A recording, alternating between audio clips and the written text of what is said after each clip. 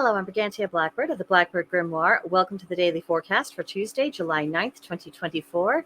It is the day of Mars, so it is the day of sovereignty. We have a waxing crescent moon. We are in Cancer season, the Celtic tree month of Holly, Woodpecker season, Saturn retrograde, Neptune retrograde, and Pluto retrograde. So we have the sun in Cancer, cardinal water representing intuition. The moon is void of course first thing, and then at 8:48 a.m. Central Time it enters first quarter Virgo, mutable earth representing intelligence. Mercury is in Leo, fixed fire representing ideals. Jupiter is in Gemini, mutable air representing questing.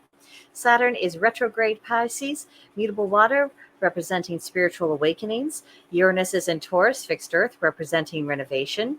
Neptune is retrograding in Pisces, mutable water, spiritual awakening. Oh, Saturn is not a spiritual awakening. Good grief, it's redefining dreams. I know what happened. My flying fingers. So while we're noticing this mistake, let me kind of reiterate for those who haven't heard this before. Why do I leave mistakes in and why do I let you guys see all my mistakes? It's because it's human. That's ultimately what it comes down to. There are a lot of channels out there that are very smooth, very professional. Everything is just so, and they don't let any of the unfortunate bits show. However, I'm not sure if what we need is another theatrically produced kind of channel. There's plenty of those out there. Some of them are quite good. Some of them, they do that without going too far with it. But sometimes you just need to see another human being who makes the same silly mistakes everyone else does and isn't embarrassed to know it, or is at least willing to face that embarrassment in order to reassure people that what you are seeing is what you are getting, and that you are dealing with someone who is being genuine and someone who's trying their best. And sometimes that best involves the inability to avoid misreading your notes and typing errors. So that's why I do that. Now, back to the astrology, we have Pluto retrograding in Aquarius, fixed air, meaning the need to examine intentions. So for those retrogrades for Saturn, remember to reevaluate your goals, reconsider your commitments, reclaim your authority. For Neptune, reimagine dreams, reclaim a sense of mystery, reclaim faith and magic. And for Pluto, reclaim your ability to regenerate, reconsider what deserves your energy, release attachments that do not serve.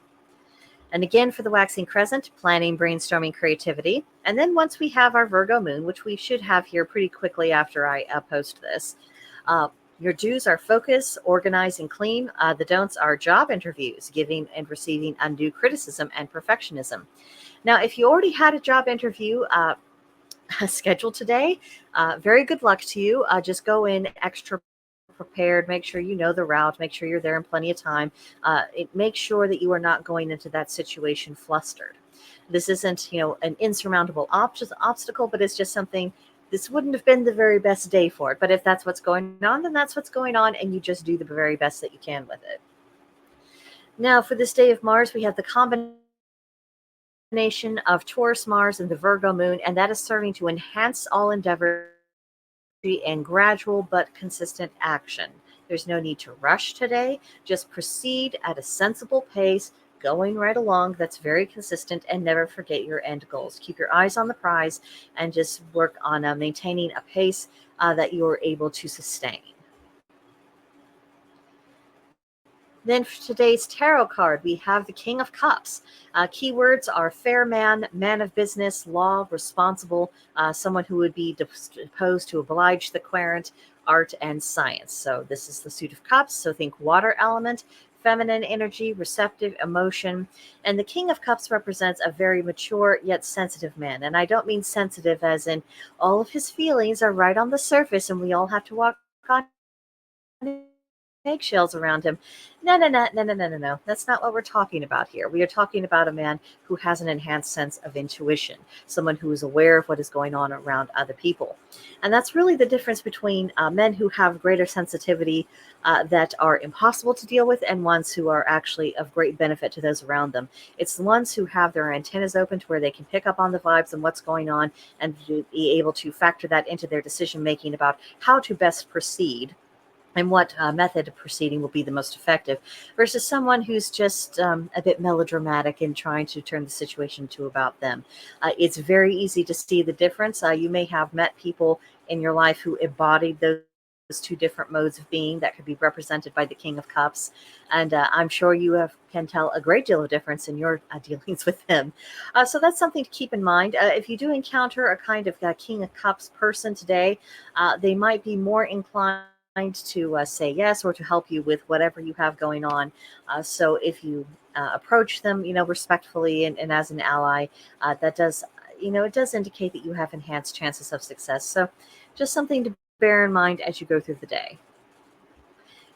Our Celtic Triad reads, 3 things wrong for any to meddle with: the office of a lord, usury, and war. So in earlier eras, to be a lord, it wasn't simply a matter of having a title that you inherited. It involved considerable responsibility for the estate, your tenants, its well-being, and it wasn't just the managing. Oftentimes they were magistrates.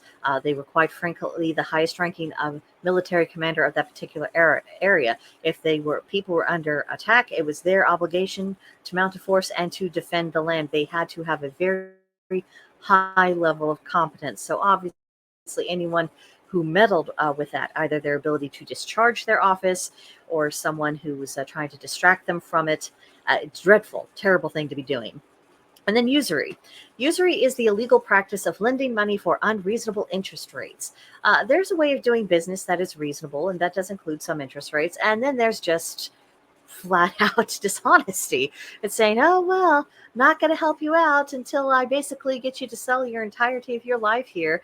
I mean, if you look at some of the interest rates that people are having to pay for houses now, by the time it's all said and done, even a very modest house that would have been fairly reasonably priced, once you get done paying back all of the interest for the loan, you are paying way more than what that house was actually worth. And that's one of the reasons why I think people are just so frustrated economically, because there's very little for many people to do, and a lot of people as adults are having to, like that, are having to educate themselves into financial literacy because neither their schools nor their parents took the trouble to explain anything sensible to them. So it is a difficult time for people, and I think it's best to bear this in mind, because when people are downtrodden for a considerable length of time, and sometimes it's just the situation, it's not necessarily anything that they did, but they suffer all the same, that creates a very potent form of resentment that can have bad consequences. So being aware that that could be on the horizon for us, I think would be wise. And then for the last part of the triad is war. War is not something to seek or plot to provoke. And if you've been reading any of those passages from The Art of War by Sun Tzu, you'll realize very early on into the reading that Sun Tzu was not saying, woo boy, we're going to go off to war and won't that be exciting? The way he presents it in some of the passages, it's not just tactics for conducting a war. He's saying that if you find yourself in a war, then there have already been a series of failures that got you here. So we're using these tactics to bring a war to an end as quickly and as decisively as what is humanly possible to minimize further damage done. For him, winning the war is something that's always best done off of the battlefield, because once you're on the battlefield, you have really put yourself in a bad spot. Even if you have the superior force or better equipment, or the lay of the land is favoring you, or anything else that might act in your favor, the fact that you are there at all is a very bad thing. And Sun Tzu actually gets into the philosophy of that a little bit. So something to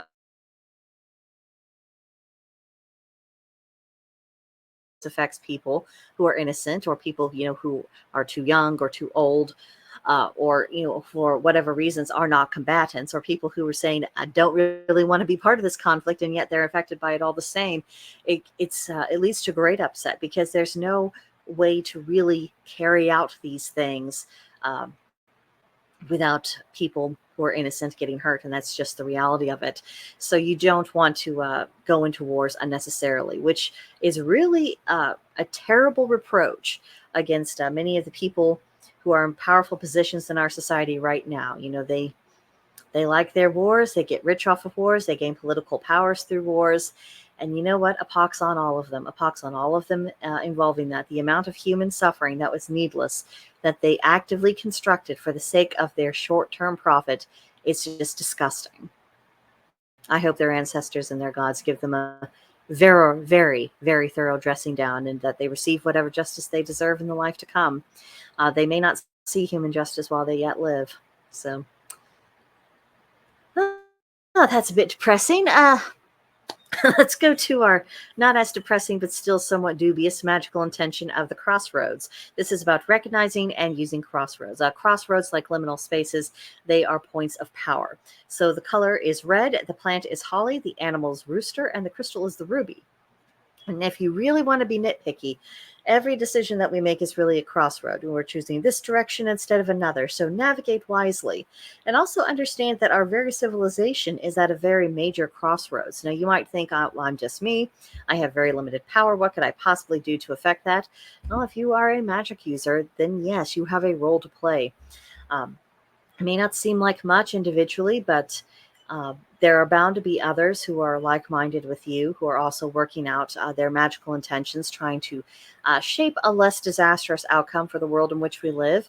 And so taking that into account, adding your energy to theirs, that can create a countercurrent. So you are not as alone as you might think, and you are not as limited in power as you might think. Now for today's practice, it's Tuesday, so that's the time to honor sovereignty deities, work on the solar plexus chakra, and for your contemplation, what aspect of your Mars sign do you feel disconnected from? You could read up on some water dragon lore and create a protective talisman. Now, so Tuesdays are a very good day to be doing this, and actually on Saturday, I believe I was also encouraging you to do more protection work. So if you already have a talisman going in with that, that's one layer of preparation that you might not find yourself having to do later. So that's that. And for the journal, do you struggle with anything that you wish you could release, as though you drop something in a river and just let the current take it away? And if there is, are you working to do just that? You can't necessarily take all of your problems, put them in a little bundle, and literally toss them into the river. But you can do that on the spiritual and on the magical level. So are you working towards your own good? That is what I have for you for today. Let me know what you think about all this in the comments below. I will see you guys tomorrow. Bye.